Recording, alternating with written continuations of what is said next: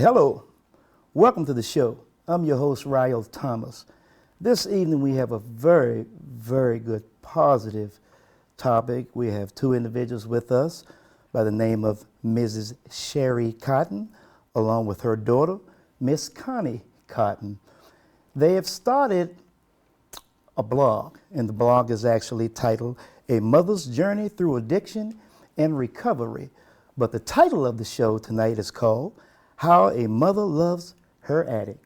But before we actually get started here, I want to just say, if you have any friends or any loved ones out there that you feel that this show would be of some interest, please give them a call right now and tell them to tune in. But I want to start off again with Mrs. Sherry Cotton. I want you to tell us about the blog and how did that come about. I know that you have thousands of viewers, so let's talk a little bit about that. Sure, thank you. It started with me getting to the place of, I think I'm ready to share my story. And the reason I want to share my story is because when all of this happened to us, with us, I didn't know who to go to. I didn't know what to do. I knew nothing about addiction. And it was pretty isolating and scary.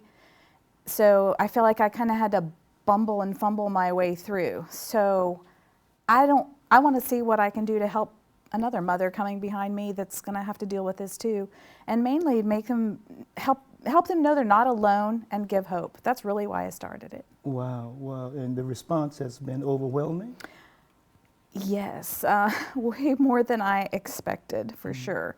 It's exploded, and the private messages and that have come in have been huge and overwhelming, but a blessing, and just to be able to not give solutions to anybody, but just to talk with people and let them know I get it. All right. They just want to be heard. All right. And Yeah. Connie, come on in with this and talk a little bit about how your mother made you feel by getting involved with your addiction. Yeah, well, thanks for having us on. So You're more than welcome. before my mom started Plan B, the blog, she talked to me about that and made sure I was okay with that because it was very much involving me. So she got my consent before she started any of it. But my mom has been in my life to a point for my whole life, but there were years where we had nothing like this. You know, we were not close, and she was barely in my life at all. And that came from me because I was so deep in my addiction that I cut pretty much everyone who cared about me out of my life. And since I've been in recovery, I've had my mom back in my life, and that's been amazing. And it's kind of been a journey together. We've both been learning a lot about addiction and recovery as I go, and so I was really happy that I'm thrilled that she's involved in my recovery. I had to get her, permission, like, are you okay? Because I didn't want to do anything that would jeopardize her recovery. And she not only gave me her okay, she encouraged me. She's like, you really should do this. Yeah. So that's kind of how it started. And it started as just my mom posting some written blog posts on our Facebook page, Plan B. And then she asked me if I would do a video with her. And so we did a video, and we talked about the first time when she got the phone call that I was in jail, when I called her from the jail. And since then the response was overwhelming after that, and so we started doing more videos together, and it became more of a joint effort, and it's turned into a really beautiful thing. So Yeah, I think this is beautiful. I think it's great because there's a lot of parents out there and a lot of children out there, I should say, that needs that bond, needs that support, needs that help and everything. So were there ever any times where you felt like maybe this is too much for you, or did you ever feel like, what am I doing? Or Mom, did you ever feel like, I'm going to give up on this? Or did you just tell me about that a little bit? Did you have some down times, in the first? With her? Yes. I never felt like I was going to give up. I never did, but I seriously wondered if she would make it. I did, and I was scared, and also just not understanding, like I didn't even know that relapse is a normal part of recovery. Whoa. Yeah, I didn't know that. So when a relapse came along, I was devastated. But since then, I've learned that I should have expected that probably. But I never ever was like, I'm done with this. Never felt that way. There were times where I definitely gave up on myself, and Yeah. I expected others to as well. There have been several suicide attempts in the last several years of my life, and it's a miracle that I'm alive today from that and a lot of other experiences. But yeah, I definitely gave up on myself, and when I got into recovery, that was the most important part, was finding hope again. And that's really why we're here, is to give other people hope. I didn't see a way out of the misery I was living in. I didn't imagine that my life could ever get any better. I couldn't picture it. And that's what I want to tell other people, is that it can get better. Yeah. You know, it does get better. There is hope for you no matter who you are. So. Right. When do you feel, as with your mom getting involved, and other family members getting involved, do you feel that contributed to you getting straight and staying straight, knowing that you have the support of your family? Definitely. My family's support has been hugely helpful in my recovery and keeping me alive through all of it. But there were times where I didn't allow that. You know, there were years where my family wasn't really even in my life because I removed myself completely from them. But since I've been in recovery, my family's support has been huge. It means the world to me. So I'm grateful I was able to get my family back and build a relationship with my mom that we never had before. Wow. There were times that would go weeks and months that I literally didn't know where she was. Even when she was supposedly living at home, I would, 13, 14 days go by and I don't know where she is. I don't know if she's alive. So her way, in her addiction, she would just disappear. And that was her way, I think, of trying to protect us from what she was doing so we couldn't see. All right. So. Let's talk a little bit about the hurt and pain. So it may be someone watching that may be going through the same thing that Connie has gone through, and may need to hear the pain that they're putting their parents through. So tell me a little bit about some of the pain, if you don't mind. I would say the first pain is that horrible feeling that, oh my God, what did I do wrong? Whoa. I think that's what every parent would think, is like, what did we do wrong? What do we not give? What do we not support? What should we have done differently? That's the pain. And it was a long ways into it before I realized, like, actually, this isn't my fault. So there's that pain. And then there's a pain of watching her be in pain and not herself, and just circling the drain and doing all kinds of horrible things. And I know she's not happy. So, but you can't do anything. I can't fix it. That's hard, because that's what a parent wants to do, and we cannot do that. So that's a lot of the pain. And then I remember there were a few years that my husband and I would metaphorically flip a coin every morning to see who was going to go up and see if she was alive that morning. Wow. So living like that, that's a lot of, yeah, that's a lot. that was rough, yeah. That's a lot. And Connie, when did you make the decision? What made that snap come and say, okay, enough is enough? When did you hit, I don't know what the lowest would be, but when did you hit rock bottom, where your instincts took in and you started to realize that, hey, this has to stop? When did that happen? I wish I could say this was just a magical moment where I just flipped the switch and then everything was great after that, but it was more of a process. That process started when I was in jail. I was in jail for a few months, and that started then. And then I got out of jail into drug treatment court program, and that process continued a little more, but I think the biggest shift in that was my last relapse, and that was just a little over 9 months ago. I was out for a week. I was gone for a week, and it was a good reminder that I would never want to live like that again. So it touched you. Yeah. Yeah.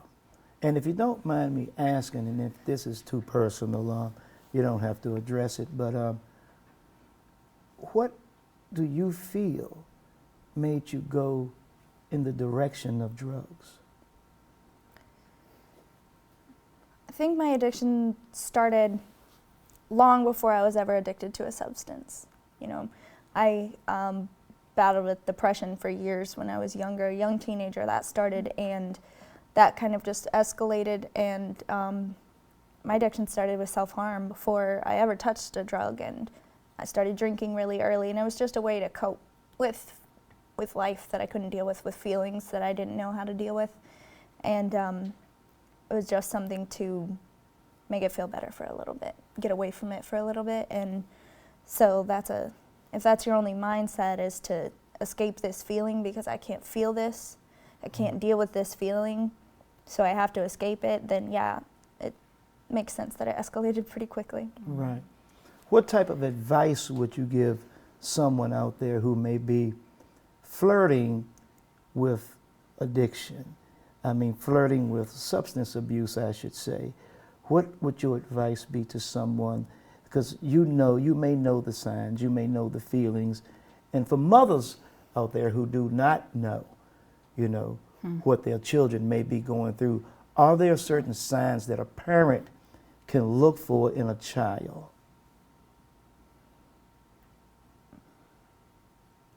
I think the first biggest sign for me was just isolating. Yeah. I was not able to connect with family and friends that I'd always been able to connect with, and isolating was really big, and then just disappearing all the time, and I think I just became I was not myself, and I think my mother would be able to answer that question a little better. But as for advice to somebody flirting with addiction, you say,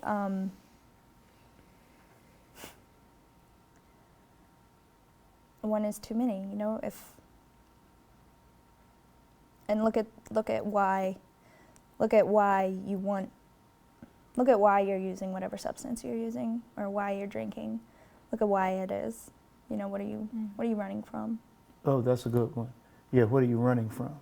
Yeah, why do you have to do Usually this? something. Beyond that, I don't really do a whole lot of advice, but yeah. I understand. But it will suck you in like you wouldn't believe. So. Yeah.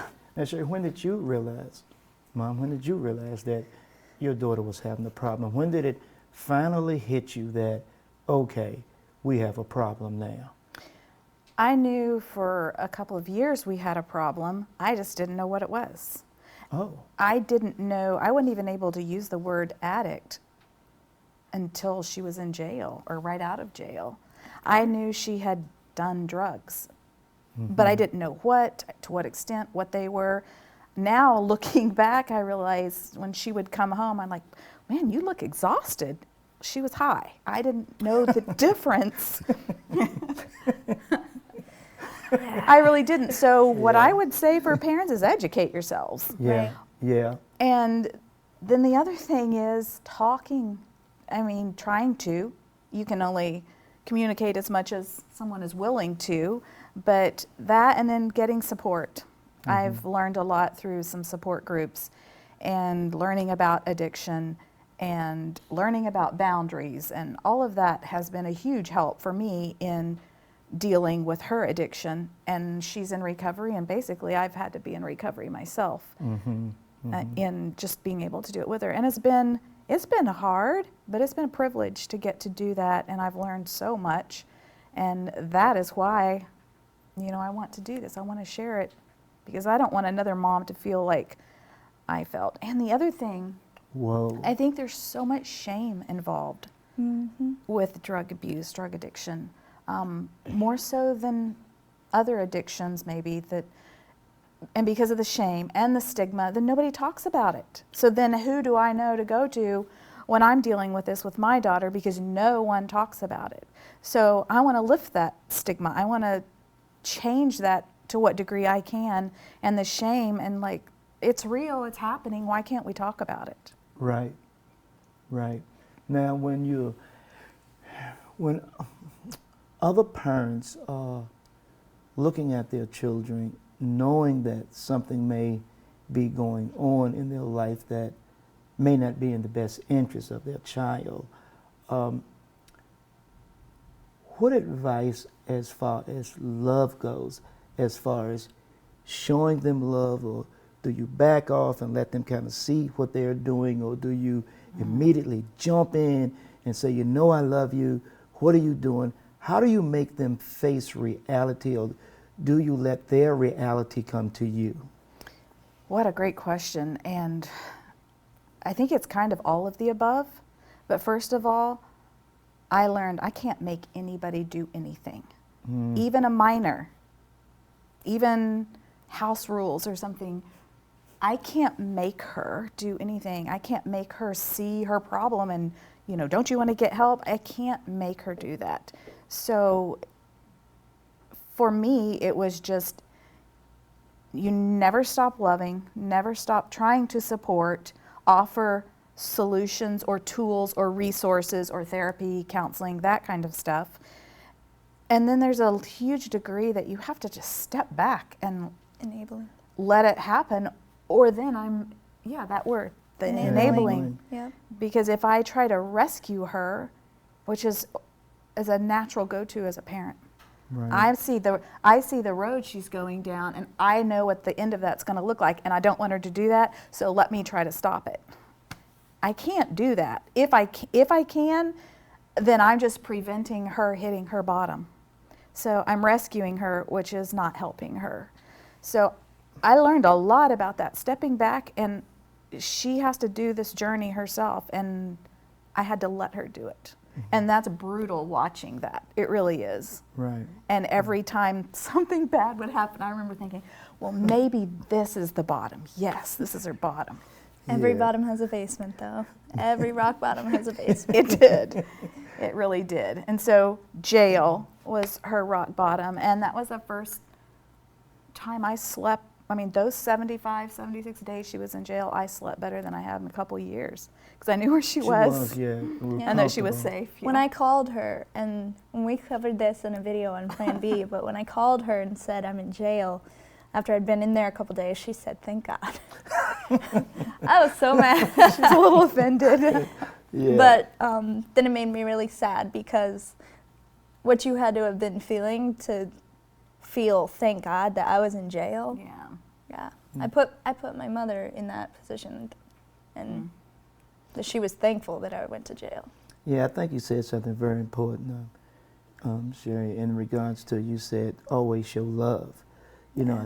I think at some point, you know, when someone is using drugs, you know, I think when there's a sober moment or a moment of realistic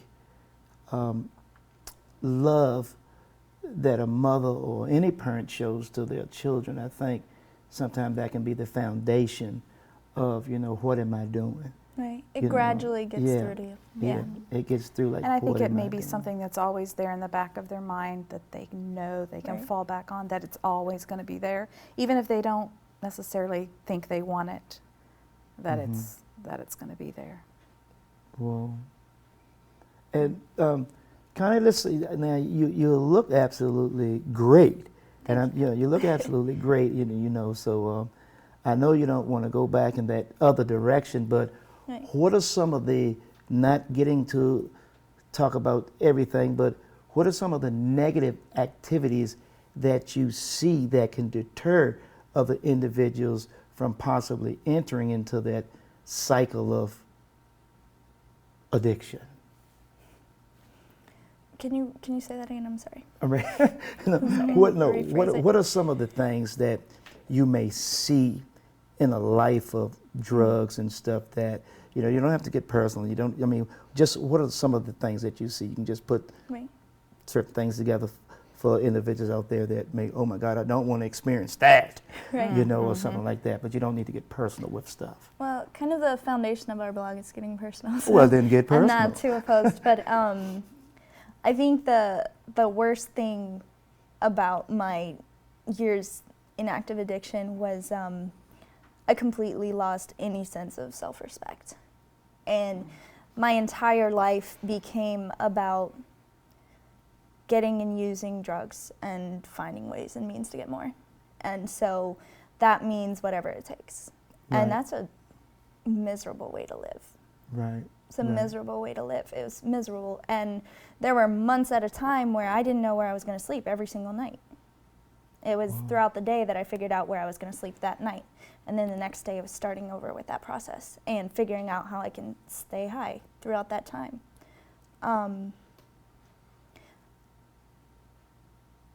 It creates a cycle of misery really quickly. I didn't plan on living to my 21st birthday. I'm 22 now. But in active addiction, my entire life was about trying to get and stay high because I could not handle my emotions and feelings, and I couldn't deal with it. I couldn't deal with life, and so it was anything to change how I felt.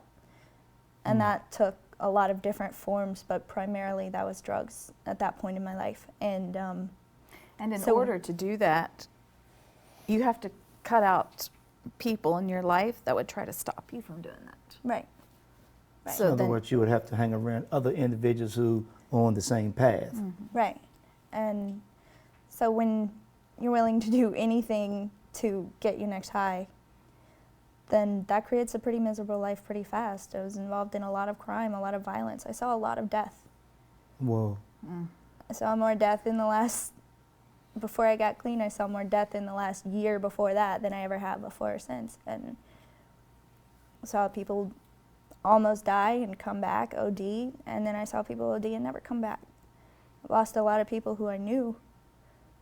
Through addiction. Yeah, from addiction. Yeah. And in addiction, I went through so much, and every time you'll always say, that won't be me. It won't look like that. And, well, if I ever hit that point, I'll know I'm an addict or a fiend or whatever.